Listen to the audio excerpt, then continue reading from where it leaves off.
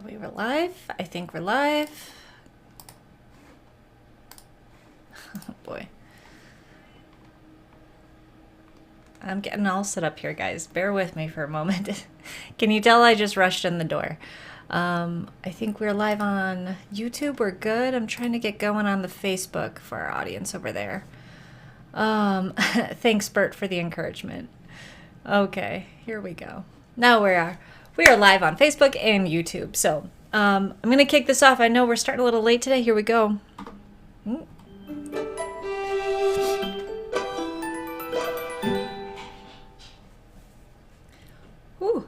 Hello, my name is Lynn Clementi Hicks. Thanks for joining me today on this weekly update as we go through our fostering journey. We're sharing what we learn, the emotions, everything as we go through this. So if it's your first time joining, hey, thanks. It's awesome to see you here. Well, I can't see you. I can only see you if you send me a chat. So feel free to jump in the chat or just watch if you want to, but I don't mind at all when you guys hit that like and subscribe button. We are inching towards that 1,000 subscriber mark, which makes me super duper happy. Okay, things aren't working how they normally do today, but that's okay. There we go. We got this. All right. Let's make sure our chats do show up here. I think while I get that set up, I'll explain why I'm so late today. We have that car that's been in the shop for the past week because of a broken back window. Parts are on back order like crazy all over the place, and so our car was out of commission for a week and a half. I've been taking the bus and the train, and those are not consistent and reliable sometimes. So that is why I'm late today, because of the train. Okay, here we go. I think we're good to go here. Let's see. Come on, show me what I need. All right, there it is. Let's make sure this works. Yay. Thank you guys so much for your patience today. So hello to everybody who's watching. Amy, Pete, CK, Marcus, Kelly. Oh, Paul, hello. Nice to see you. Haven't seen you in a while. Awesome, guys. Thank you so much. Thank you for your patience if you are hanging out waiting. You guys know that I go live every Monday at 6 p.m. I love so much that you are here and ready for me. Oh my gosh. And Paul Burke, thanks for jumping in too. Oh my God. Yeah. All these commoners, me. It's so nice to have my car back, honestly. I think a big reason that's been a little irritating is because 2 weeks ago I discovered I have plantar fasciitis, or that's when it started. So my foot has been extremely sore. So walking to and from the train has been maybe a little bit much on my foot. I'm trying to let it heal, but we're good now. We are clear. We're good to go. So let's catch you guys up. We've been doing our on and off, so we do classes, self-guided videos for foster training, and then we do a lead discussion with a couple of facilitators. Those facilitators, the first time, they were both people that had done a lot of fostering themselves and had been doing the training program for a while, like being instructors. And it was a small group, about 10 people or so. And then tomorrow we have another one of those facilitated discussions. And I'm excited because, I don't know, last time I felt really good after the discussion. So I'm hoping to have that awesome feeling again. The subject matter this past week that we were watching was a little heavier. It's all pretty heavy. But one of the units I actually really enjoyed. It got me excited about welcoming kids into our home. And that was all about embracing their cultures and traditions. Now, Bert and I are very open-minded. We don't actually celebrate our own religion. We don't have a religion we practice. And I am very open-minded as far as, what other people believe and everything. There's no judgment. And I think that's actually what makes Bert and I a really good home for these foster kids is because if they have a religious background, we're here to embrace it. We're not here to change their mind or judge or anything like that. Not that other religions would judge other religions and stuff like that, but we are so we are so ready to embrace whatever they come with. I think that's a kind of a good thing that we've got going for us. On top of that, we love cooking. We love cooking new things. I cannot wait to ask them what are their favorite meals. What does their family make? What is something that they really like? What kind of foods do they want? And then we're going to add it to this cookbook that we've got, so we can not only make it just for that kid, but also if we have another foster placement after that, you can be like, well, this is a meal that a previous kid liked. But I can't wait to cook the meals that the kids want, and especially if it's a different type of cuisine that we've never had before. And I think, just learning all the different holidays that they celebrate that we don't celebrate will be really fun too. So I was like, wow, there's, I never really thought about that. Like, yeah, there's a bunch of holidays that I don't even know about. So I was thinking maybe, here today, if you don't mind, I would love to hear from you. Like, what are some things in your family? Maybe if it's just specific to your family, or maybe it's your background, maybe it's your, the culture, maybe the town you live in. But what are some holidays that that you celebrate that maybe not, that isn't like, across the entire, let's just say, you could go world or you can go United States or whatever. But what are some things that you celebrate that not everyone else does? And I'm kind of curious, but I'm also using this to demonstrate, like, of all the things you have to kind of, if you're becoming a foster parent, to kind of be open-minded to all these different things. So feel free to type in anything that comes to mind that, is celebrated as a holiday that's not like everywhere, but it is kind of a big deal in your family or town or state or city or country. Hold on here. We've got a bunch of comments. You guys are loving it today. Okay. Call them L monsters, Paul. That's funny because it's the L in Chicago. I get it. Oh, yeah. So the thing with the plantar fasciitis is I'm so glad I've mentioned it to a few different people, because they're like, I've had that too. Here's what worked for me. And so it's saving me a lot of trouble from having to go and try and like figure out what to buy, how to fix this. So I'm very thankful for, it sounds horrible, but I'm thankful for friends that have had this before so they can help me out. I wish no one had this though. It's a very irritating injury. I do, CK. Yeah, I am. I'm trying to put more green in here. It makes me feel, I don't know, like growing. The thing is, this room does not get a lot of light, so the best I can do pretty much is cacti, which my cat Alex likes to actually come in here and pull out. So some of them aren't doing too hot. I don't know why she doesn't learn. I'm sure it doesn't feel good in her mouth to have little spikies in there. All the other plants, they're fake. Don't tell anyone. Okay. Oh, thanks. My bangs need a trim, so I'm really glad that you say they look on point, because I was really self-conscious about that. Yes. So Marcus, yeah, we're getting into the good stuff here. And then we also, while you guys are talking to us about these cultures and activities and stuff that you're typing in now, so we went over 2 units, 4 and 5. 4 was all about culture, traditions, that kind of thing, like embracing the kid as who they are. And then unit 5 was pretty heavy. It was all about like trauma and loss and creating a healing home. And the healing home part I liked, but when we went through, I'm kind of getting ahead here, but this is a good spot. It's a great question, Marcus. The heavy part is they wanted you to dive into your own like memories of loss and trauma, and then write down like how you felt. How did you get through it? They wanted you to kind of think about, put yourself in the position of like when you went through a trauma, so that when you get these kids, who all of them will come with some sort of trauma, at the very least, it's being taken from their family is the newest trauma. But all the trauma that comes with those kids, if you can even think a little bit about how you felt during a trauma in your life, you can start to understand how they might be feeling, and and how to help them start to heal.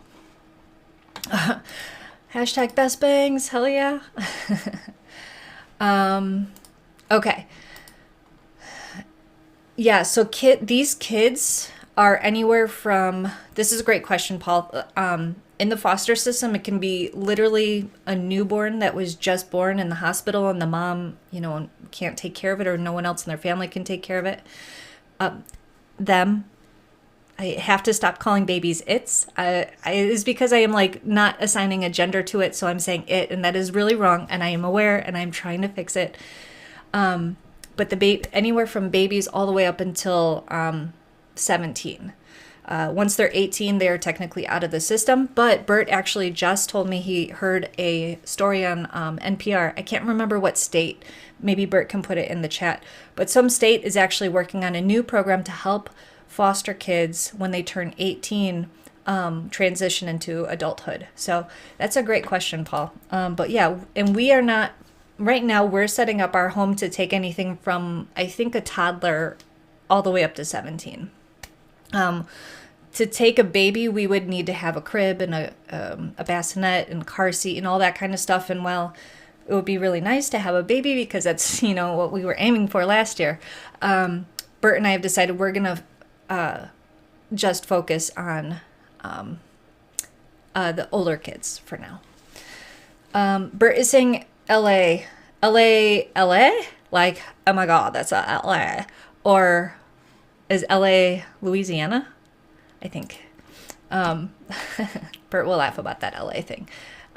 Anyway, okay. I think I see some of these awesome, maybe it is. Okay, maybe it is LA. It might be California about the transitioning. One of my friends came out of the foster system and said that's such a vulnerable period after 8. I can only imagine. I'm like, how can we just let these kids at 18 go like that? That's when we start to think we know we're old enough, to do things on our own, but we don't. We don't know anything yet. We don't know how scary the world is. We don't know how things work. These kids are not ready to be on their own. Absolutely not. So I am 100% behind this program to help them. So yeah. A car seat for a toddler too. I know, Dad. I know. That part we can handle, but we don't have to get like a whole crib and bassinet and bottles and all the things you need for babies.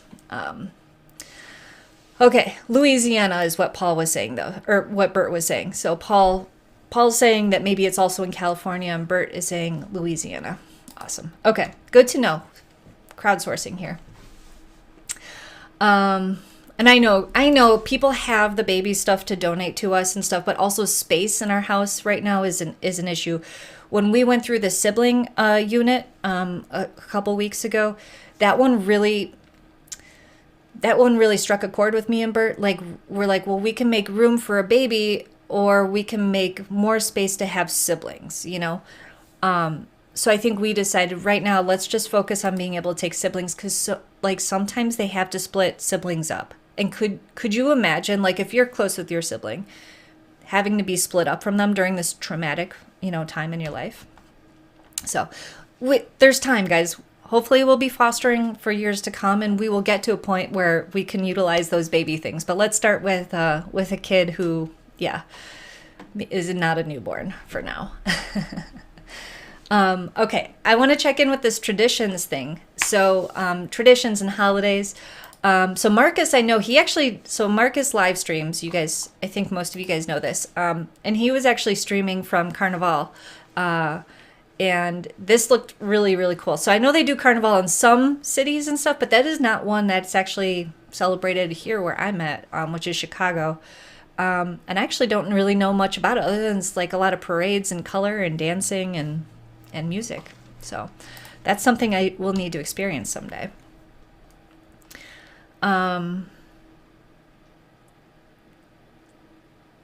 Okay, so my mom is saying it's not a holiday, but I love our Clementi family dinners. We need to start this up again. So my family, we have a kind of a small family, meaning not a lot of extended cousins and grandparents and aunts and uncles all over the place and stuff. So our family is very close. It's me and my two siblings, and then our spouses, and then my parents. And we definitely love getting together and having dinner, and we would rotate who's hosting. So that's kind of like our family tradition as we became adults. It was how we stayed connected, and it's also how we all get to see each other now and see our nephews and play games or watch, sports and stuff sometimes together. So that's a very strong tradition for our family. And I'm extremely thankful for that, because I think it's one of the reasons that I feel comfortable even talking about this in such a public way, is because I have the support of my family, like undoubtedly. Now, my family's not perfect. No family is perfect. But I think that because we've grown into this way of being able to talk about things, it's made us a very strong family. You know what I'm saying? Like, I don't know. I feel like I can talk to them about just about anything, which is really cool. All right. So CK, this is a good one. I love this. So being adopted, I got to celebrate my Gotcha Day. And also, since I'm a naturalized citizen, I got to celebrate my Citizenship Day. These are really awesome too. And hopefully someday if we adopt, we'll be able to celebrate Gotcha Day. I believe my dad also had this tradition because he was adopted too, and he would celebrate Gotcha Day. And I think Bert's mom said that they used to celebrate this too. Bert, correct me if I'm wrong on that. That's an awesome one. That's a great tradition that not everyone gets to celebrate because not everyone's adopted. It's awesome. And CK also have, as a kid, May Day was a thing, but I noticed kids don't do that anymore. So I have a May Day story. I didn't know what May Day was until one day on May 1st, a friend rang the doorbell and then ran, and I didn't even know who it was, but they left like a little bouquet of flowers. And CK, let me know how you celebrate it. But that, when I think of May Day, I think it is a day where you give flowers to people. Is this right? And then there's something about a maypole too, but I'm not entirely sure. It's like a big pole. Everyone grabs a ribbon and you go around it. That's also May Day, I believe, right? I feel like I'm saying like May Day. I don't know. I think I was going to make a joke, but it's not. I can't get it together, so never mind. I'm not even going to try. Let's all just laugh and pretend like I did. Hello, Laura. Thanks for stopping by. Okay. Okay. So Memorial Day. My wife's family celebrates Memorial Day as the second biggest holiday of the year. When I grew up, I was just thinking it was a parade on TV. That's interesting. First of all, I didn't know there was a parade on Memorial Day. Second of all, how do they celebrate? Is it just like, to me, Memorial Day weekend is a big barbecue. Like you find someone, you grill out, have some beers, somebody's flipping burgers. Paula, how do you do Memorial Day? Oh, this is so fun. Okay. Oh, and Laura, all right, I'm going to come back to that comment in just a moment. Yeah. You guys are making me read a lot here. This is great. Okay. Here we go. So Amy's contributing to this May Day thing here. She always makes May Day gifts, usually paper flowers of some sort. Lovely. That is really nice. I think we should bring this tradition back. Let's bring it back. We need to have a friend on to help us craft some paper flowers so we can all make them together and then hand them out. Maybe Mama Lala can do it. Or maybe Dee or my mom. Oh, we've got options, guys.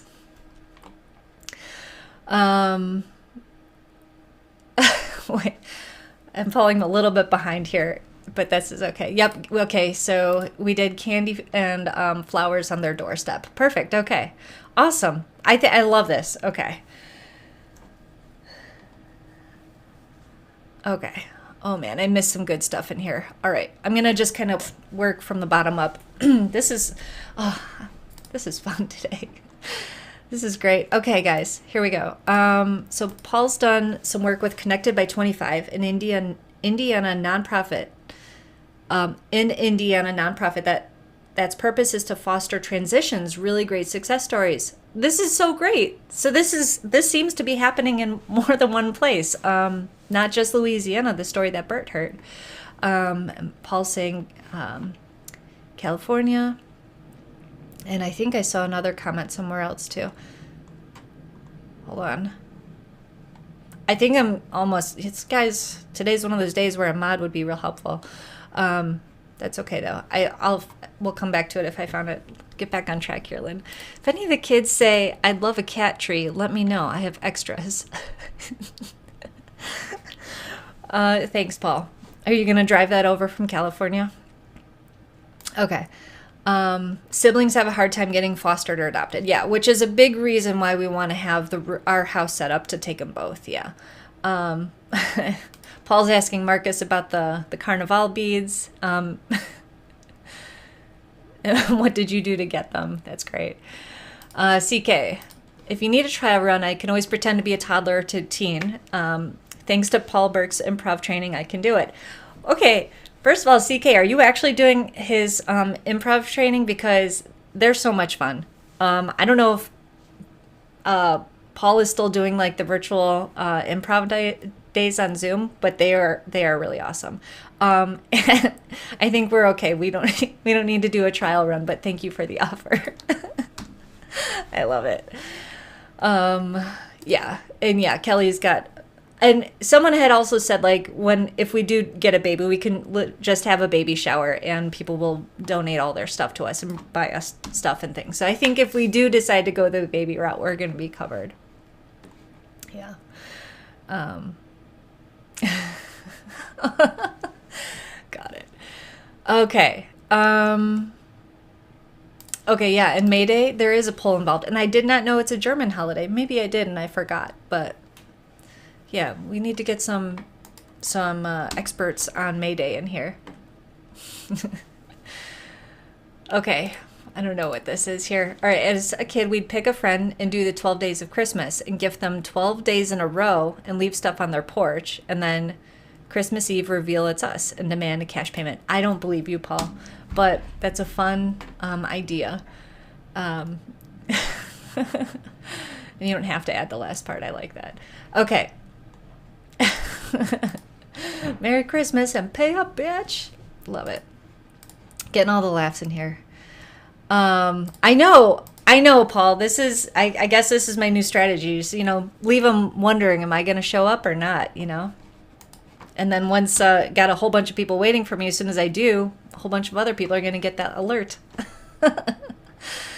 Okay, here's another one here. My wife's family... this is, I think, for May Day, or Memorial Day. Got me all stuck up on May Day here. My wife's family travels halfway across the state with her entire extended family to visit a family cemetery, and then a big cookout and balloon release. Wow, that is a really big Memorial Day.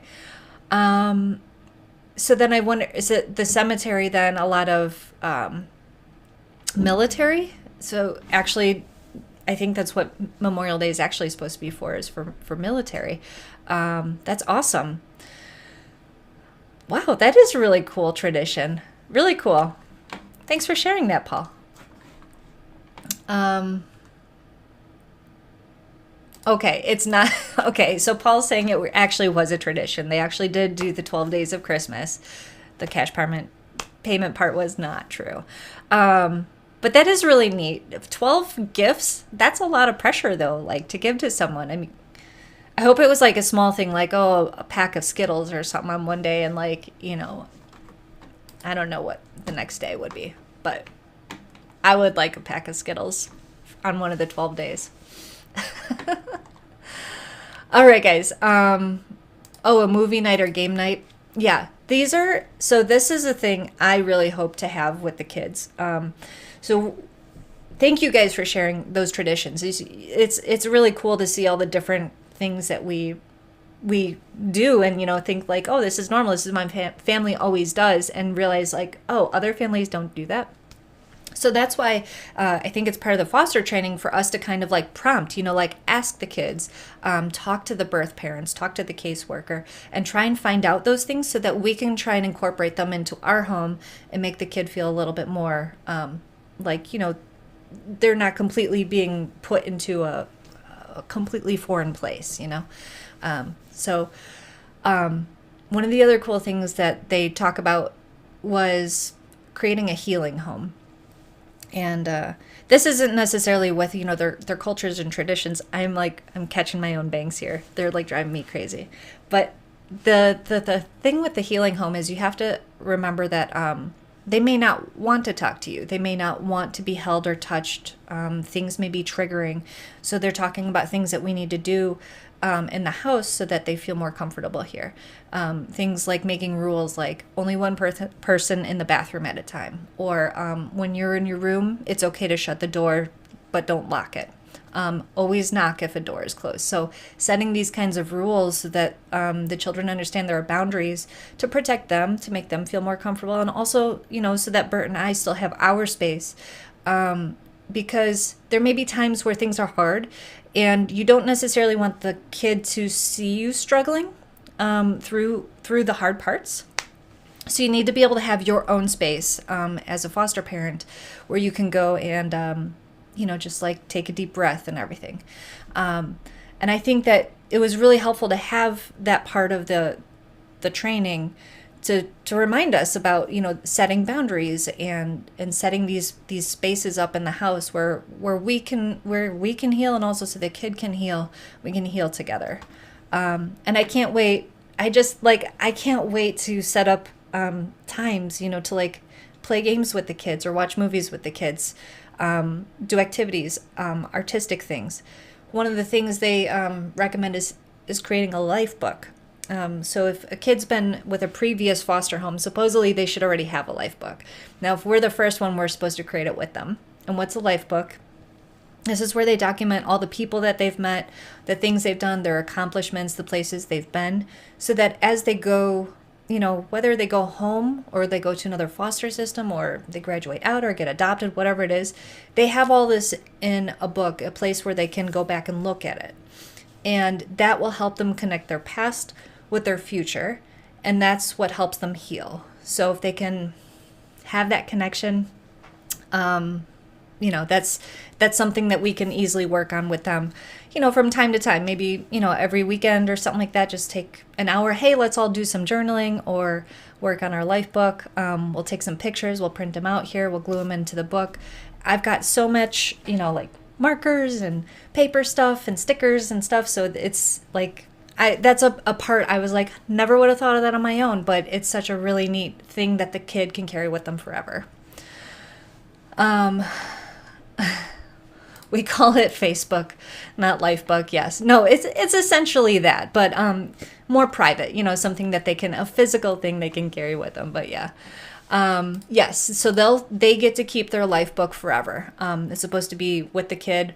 And some places in the video we learned there's actually like libraries will set up like foster life book like workshops where a whole bunch of foster kids and their caregivers come and they work on these together. They give them all the supplies and and sometimes it takes a while for them to warm up. Like, why are we doing this? I don't like arts and crafts, or I don't care, or I don't want to remember these things.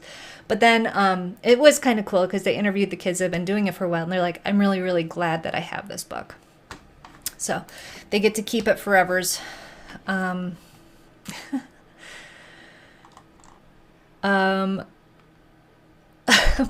thanks for sharing, Paul. Parenthood is going well, I see. That's awesome.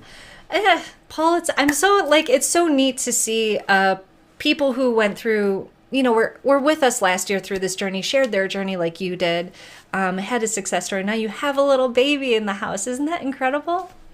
I have a friend who recently told me that, she's freezing her eggs. And, part of it is because we're talking about it more. And not necessarily as like my direct influence, but that, people are thinking about this more. And it's like, it's really rewarding to, I don't know, have these connections and share with you guys and you share with me. It's just really wonderful. I feel like I'm missing a bunch of comments here. Okay. Here we go. You and Bert should create your version of life book for the kids that pass through your life. 100%. So I think I shared this a little bit, but my sister put together a cookbook. She didn't put it together. She bought a blank cookbook that's supposed to be like family recipes. It's got room for something like 80 recipes in it, maybe even more. I think it's 80 though. And she passed it around my family. Christy filled it out, my mom, dad.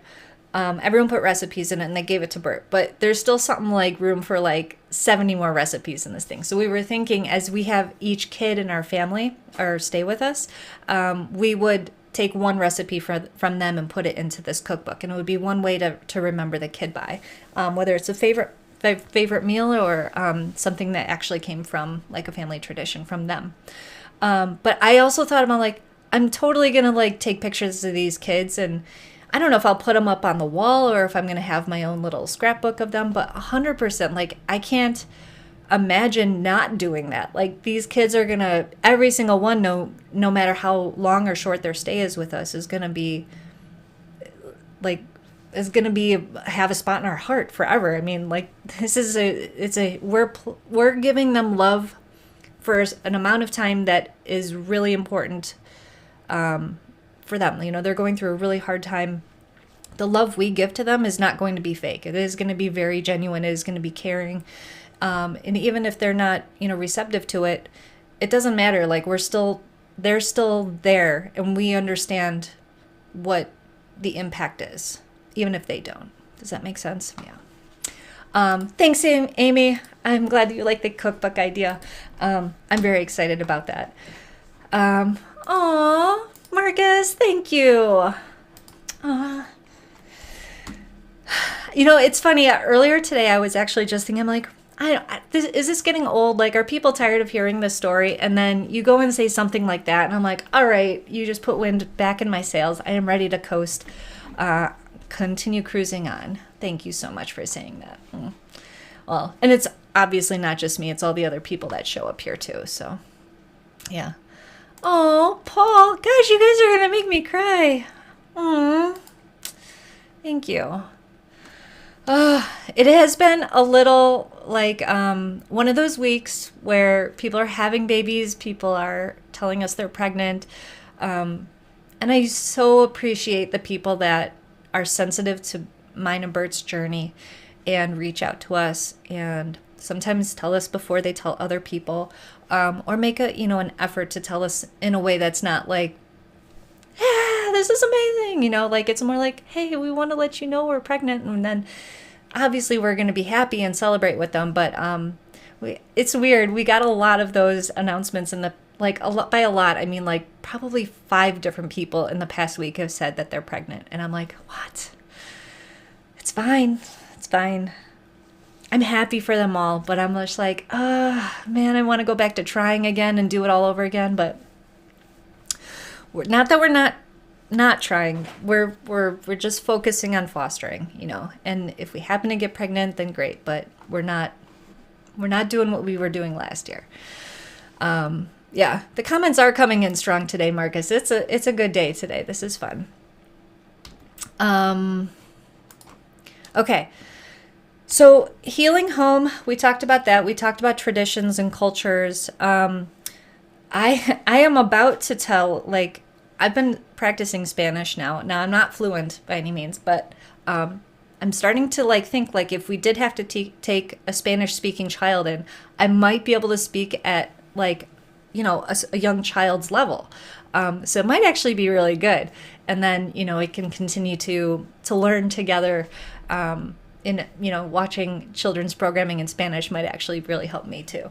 But I was thinking about that because when we originally filled out our forms, it asks, do you speak any other languages? And, we said no. But I'm thinking about telling our caseworker, hey, maybe, if you want to give us a young child that speaks Spanish, we might be able to do that. So that's a fun fact. Did I miss anything else? Okay. Poopy diapers. Okay. I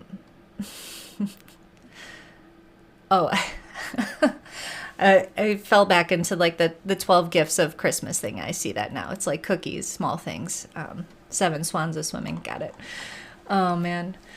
Um, so traditions, healing home, what else? So we have our discussion tomorrow, and we'll be talking about the heavy part that I kind of like glossed over, that was sandwiched right in between like the traditions and cultures and the healing home was, we had to learn about trauma and loss. I mentioned it a little bit, how we had to like think back on the things that traumatized us. And Bert and I are watching these at the same time, these videos, and then we have a workbook, and then we have to fill out our answers in the workbook.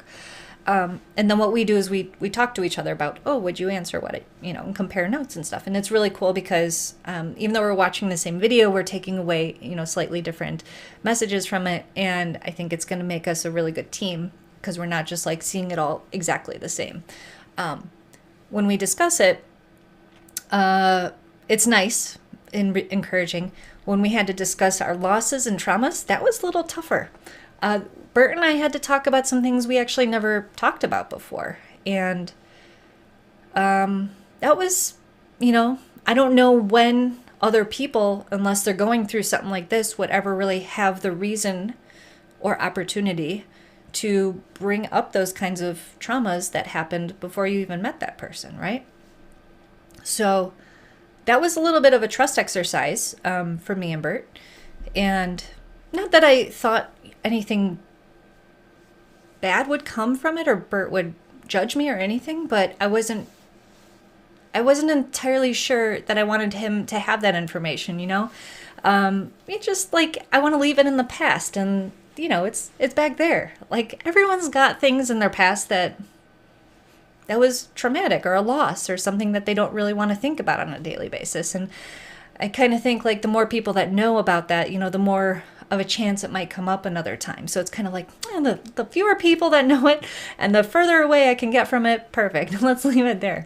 But a really important part of becoming licensed for fostering that they stress is that you have to really know that your shit's taken care of. Like, if you are still, if you have an anger problem, you need to take that head on. If you are holding on to some trauma from the past that is, impacting your current life in some way, you need to get that sorted out before you take on a child where you're dealing with their trauma. You're not going to be able to take care of them if you're not taking care of yourself.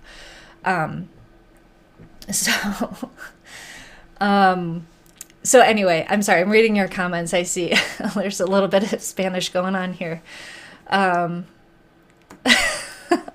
Marcus is saying you could make a special edition of the stream in Spanish, but you wouldn't understand it. Yeah. And yes, CK, I want the Bao Chihuahua, but not the shots. That's exactly how we're still trying. Exactly. Pop quiz. All right. Quiero usar una camisa azul. I want to wear a blue shirt. Yep. Good job.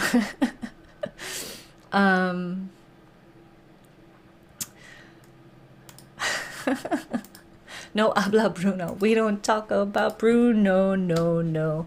Oh my gosh.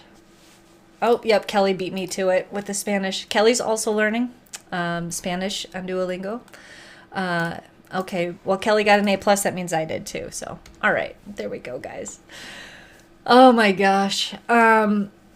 So here we go, guys.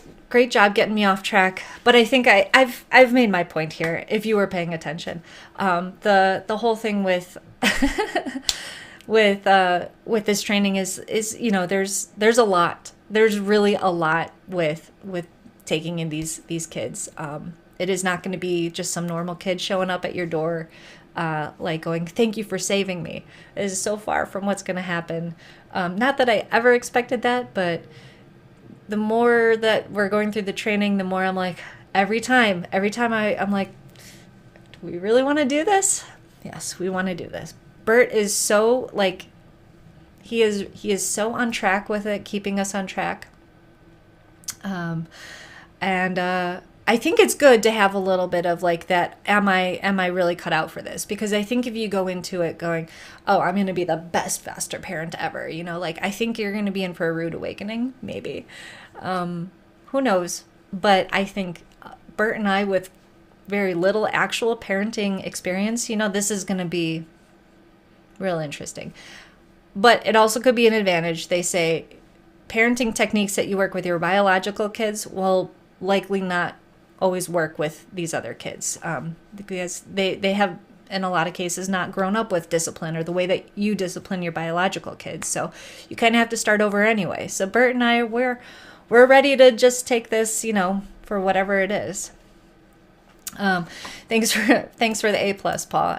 I like that. And Christy, I'm glad you're here for the comments. I don't know. What else can I tell you guys? Is there anything else? You guys have any questions about what we're going through? I bet you're wondering, Lynn, is your bathroom done?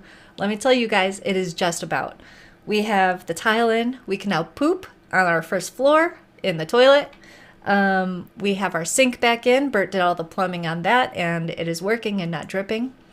I did all the trim work, the molding along the floor. It looks amazing. I did a very A+ job on that, if I can say so.